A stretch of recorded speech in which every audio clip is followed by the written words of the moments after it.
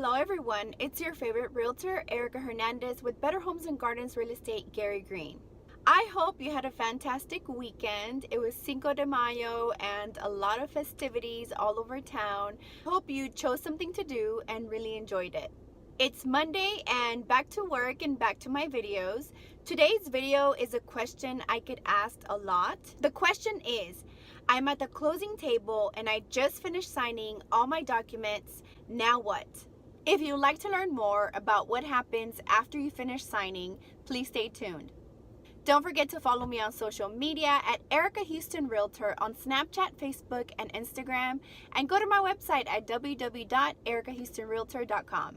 I really appreciate all the support and all the referrals I have been receiving lately. Thank you so much from the bottom of my heart. When you support someone's business and what they do, it just means a lot to them, and I hope you guys know that. Feel free to share your businesses in the comments below so that I can support your business as well. Alright, so let's get right into the video. The question is, after I finish signing all my closing documents, all 200 and something pages, I'm done, my hand is cramped, finished signing, what now? So there's a common misconception that the minute you finish signing all the closing documents, the house is yours. I'm going to walk you through what happens when you walk into the closing room and what happens when you finish signing. So you show up to the closing room, you sit down at the table, you start signing all these documents that have to do with the purchase of your home. After you finish signing, several things will happen. If the seller has already signed all of his closing documents, then the escrow agent at the title company will now send everything that the seller and the buyer signed to the mortgage company that you chose. Once it's scanned over to them, they review it and they may message that escrow agent if there's anything missing. If there is not anything missing, they send a message to the escrow agent saying, this file is funded. Once it's funded, keys can be released. A lot of times either the agent will have the keys or the title company may have the keys there. Keys will not be released unless the file has completely funded. Now, let's go into what could go wrong and keep the file from funding right after you close.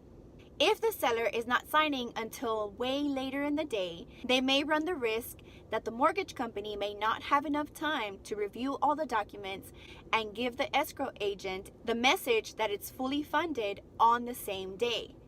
If this happens, the file may not fund until the next day and you may not get the keys until the following day once the file has completely funded. The other reason it may not fund on the same day is if the mortgage company's wire did not get to the title company. Usually mortgage companies will wire the money in the morning or the day of the closing. That way, once all the documents are signed and it's completely funded, the seller can now access that money and take home the money for the sale of their home. If the seller does not get the money for the sale of the home, obviously you don't get the keys. Something else that could happen is maybe everything went really smooth. You signed all your documents. The other party signed all their documents. It was sent to the mortgage company and they gave the okay to the escrow agent at the title company saying it's fully funded. Sometimes the keys will not be released. You might ask yourself, what? If it's fully funded, why don't I get the keys? If everything went smooth, everything was done, and you don't get the keys, the reason could be, and you would have already known this prior to closing, but a lot of people don't know this. So there might have been a prior agreement. You're going to go to the closing, sign all the documents, the file is going to fund.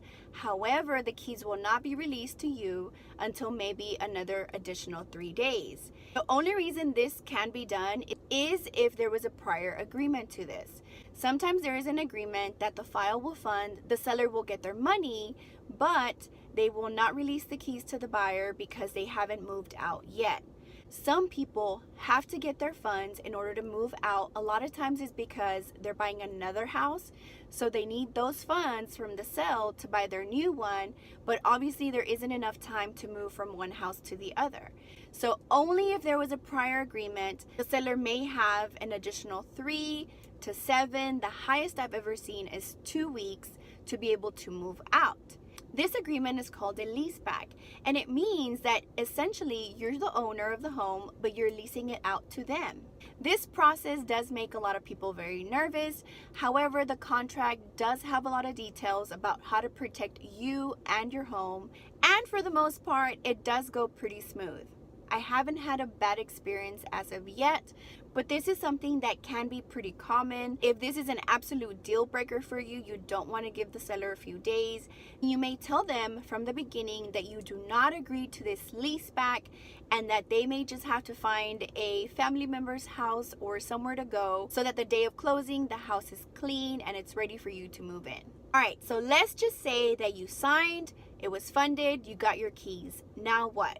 You have to make sure that you set up your utilities prior to closing, or sometimes you can set them up after closing. Sometimes people want to make sure that they're closing, and then after closing they start setting up all the utilities. Make sure you talk to your realtor, because we have to be in communication with the seller to ask them when they're planning to remove all utilities.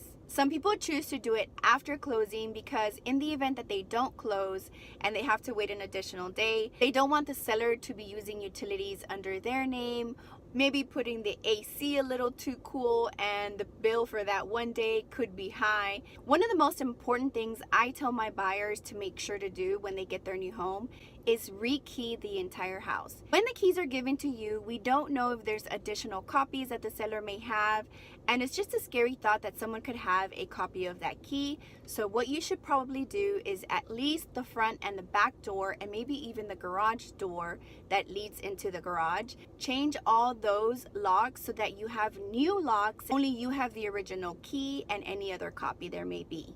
Another thing you may do also is go to the U.S. Postal Office that is nearest to your home, and also you'll have to rekey your mailbox. Alright guys, I hope I helped answer the question. I signed everything. What now? There's a ton of things that you do after you sign, and these are just a few. If you want more information about what else to expect, feel free to contact me. If you like this video, please hit the like button. Also, hit the subscribe button so you don't miss any videos just like this. I hope you enjoy the rest of your day, and I really thank you for watching today. Have a good one and see you next Monday.